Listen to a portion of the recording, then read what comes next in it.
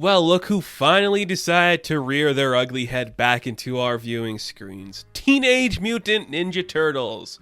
The last Ronin, the penultimate issue of this much delayed book. Look, issue 1, I said it clearly and I'll reiterate it again because it's been freaking months since this book dropped. I don't like it. I think there is a way to do dark and gritty Ninja Turtles that doesn't have to be gratuitous and misery porn, where everything is this bleak, destructive outcome, where characters act out of character for the sake of making the story darker. I don't like it. And I'm not saying I know better than Eastman or Laird. I am not saying that at all. But I think in this issue in particular, you really start to feel the influence of the Dark Knight Returns on them, literally going down to, like the mutant leader there, and you got the Carrie Kelly coming in to help the old Bruce Wayne. It's all right there, and it doesn't make for a gripping story, which really sucks because this could be special, but it doesn't come across that way. Now, I think once the book wraps up, I will take a little break, I will come back to it and maybe have different eyes, and I'll do a video on that, but just reviewing this book every time it comes out, it just reminds me that we have had better stories than the stuff that Peter Laird and Kevin Eastman created. Now, I like them. I still love the Turtles, but something about this book, it doesn't work for me. And I'm curious to see how other people deal with it. I know there's a lot of Turtle fans that love this interpretation, but I just don't. I don't enjoy it. So let's get into this. We open up on the book. Bruce Wayne and Carrie Kelly. I mean Michelangelo and Casey. What's her name? Casey O'Neill, whatever. They're in the middle of like this big plan. They're being shot at by all these things. And basically Michelangelo's like, we're pinned down here. We're going to die. Nothing is going good here. This plan of attack is miserable. Then we just have a flashback to a couple days earlier, as I'm assuming. Michelangelo is watching Casey train. She's doing a shit job, and he's just calling her out on it. Like, you're really bad at this. Okay? You think you're good at this? You're pretending to be a warrior. Again, I know he's miserable. He's been through shit. But Michelangelo has been a huge fucking asshole throughout this book. And it's not fun to see. I still maintain this idea that even through the darkest of days, Michelangelo would remain a semblance of humor. You built him as that character. Maybe in the original Mirage comics you didn't, but that character has become the happy-go-lucky one. He should remain a little bit of that humor. I know his brothers and his family are dead, but he should have it. So then we get a couple of pages where Carrie Kelly is just attacking Bruce Wayne, trying to train, basically just confirming that Michelangelo is so good at everything and that she is just learning from it. And eventually he's like, if you're going to properly do this, you're going to need a teacher. I guess a sensei. So now he's the sensei to Carrie Kelly. I mean, Casey O'Neill. Whatever. Literally, whatever. It's just all a bunch of, I don't know. It's so weird. And he's like, why am I doing this? I hate helping people. But then April comes in and she's like, oh, good. You're going to be just like your dad. That works so well. But she's like, before we continue this book, why don't you tell me the reason it was delayed so we can get caught up on some of the artwork that I'm pretty sure Kevin Eastman drew because it looks like his classic stuff. So, yeah, what happened to Michelangelo? Issue 2, we saw Raphael going down in a blaze of glory, fighting Karai, my favorite sequence of the book. Issue 3, we saw Leonardo and Casey Jones going down against an attack of the Mousers, which led to Baxter Stockman becoming a big evil. What happened to the rest of them? So Michelangelo heads to the Clan Hamato, somewhere in Japan. He meets what is this guy's name? Master Shinshiro. And he's like, what happened to my brother and father? And then we do a flashback inside of the flashback because that's not fucking annoying.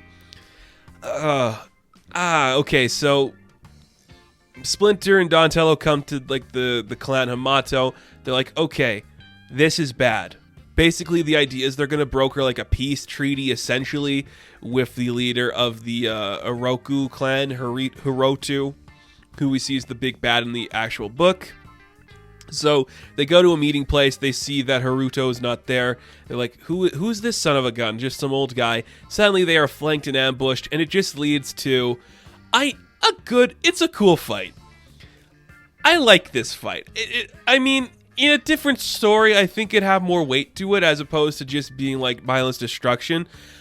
Here's the thing I like about it. I am a massive fan of Master Splinter. He is my favorite character in Ninja Turtle lore. He is my favorite mentor figure in all of, I don't know, maybe pop culture, but he's right up there as somebody I would idolize as being a true, like sensei guy, you know, like an Uncle Iroh, Yoda type. I love Master Splinter.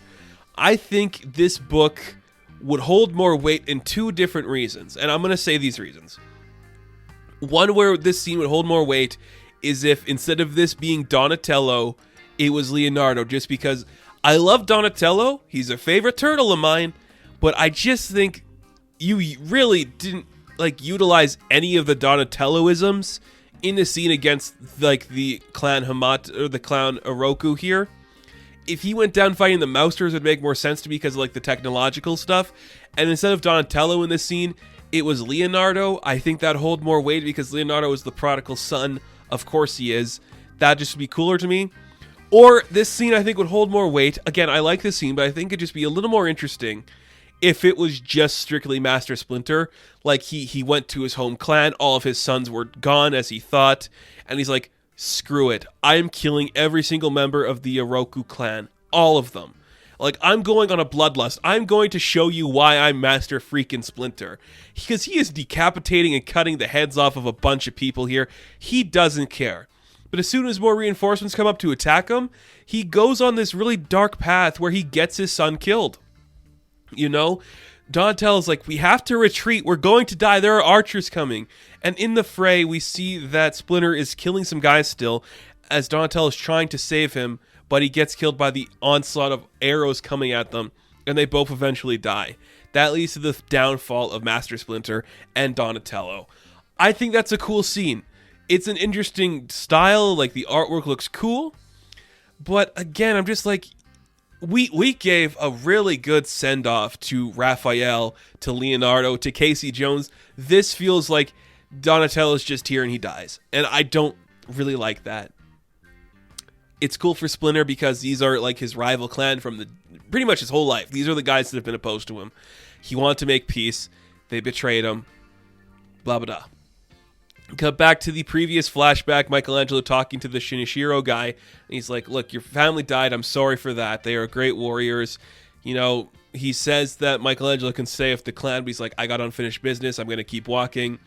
Thus the story of how I became the last Ronin. And it's like, yeah, that's great, man. But they're just, yeah, it's great. And basically, yeah, I don't know. Fuck it, man. Yeah. Why not make the whole book the backstory then? Because that's clearly the stuff that you wanted to write. Because you sold this book as like the last Ronin, the last Ninja Turtle alive. But half the book has been how they died. So why not like write that story? And the book ends with Michelangelo going on the mission of the last Ronin. And then it's just like a setup, like, who is the last turtle? Whatever. I don't want to tell you how to write this book, and I hate that that's how this comes across, because it's annoying. But basically, Michelangelo thinks, like, Casey's got, like, extra abilities, and when she's talking to April, it's like, yeah, basically spending time with you guys has, like, contaminated our DNA, and now, like, there's some mutagen mixed into Casey O'Neill. And I'm just like, what a stupid thing to put in here. Completely unnecessary. Completely unnecessary to have this, like, spending countless years with the Ninja Turtles and Splinter and the entire freaking world that they deal with. It left Casey and April both, like, contaminated, essentially. That's gross. It's gross.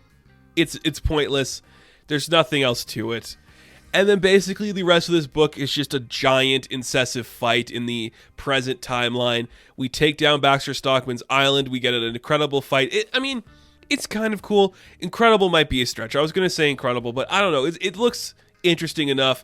You know, April comes in with like a big old tank. They take down some of the Mousters. There's a great kind of like send-off or Fugitoid where he's like the shell of the head. He kills Baxter. He's like, this is for my family and my friends and for everything.